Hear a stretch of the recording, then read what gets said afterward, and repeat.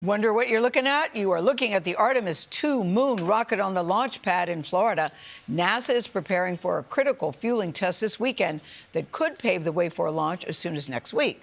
So this test flight will send 3 Americans and 1 Canadian on a 10-day flight looping around the moon and back. Think about that for a second. They will likely travel farther from Earth than any humans have gone before.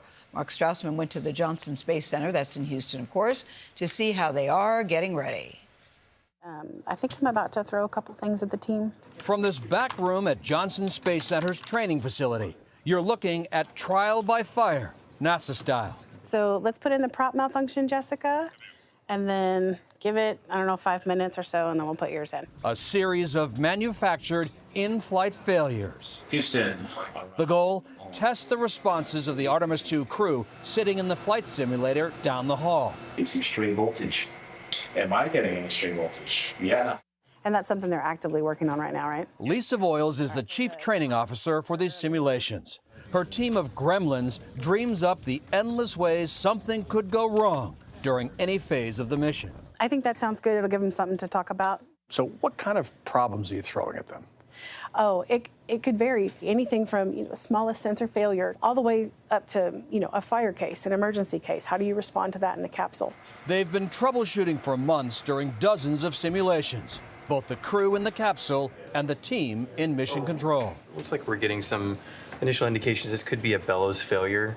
As the simulation is going along, they're throwing problems at you. Yep. Here's a surprise. Yep. Do they ever come up with a doozy? Oh, yeah. Yeah, they certainly come up, they're very creative. 1 minute to burn. Copy. Judd Freeling is one of the flight directors here. Liftoff confirmed. Copy, liftoff. The second Artemis II lifts off, Freeling will sit in the hot seat, NASA's man in charge. Can you ever truly adequately prepare for everything that could go wrong?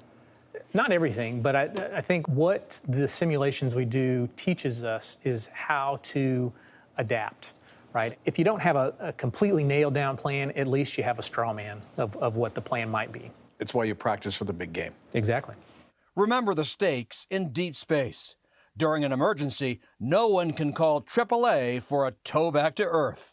That's why everyone involved understands why these simulations matter. Even if Artemis II mission specialist Jeremy Hansen jokingly calls them these sort of evil tests for us. And we'll be sitting in the sim, all our mission controllers are in mission control, and then stuff will just start breaking. You're like, oh, come on, really, that? Yes, that.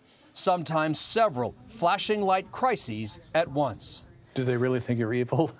I think so, yeah, I think a little bit.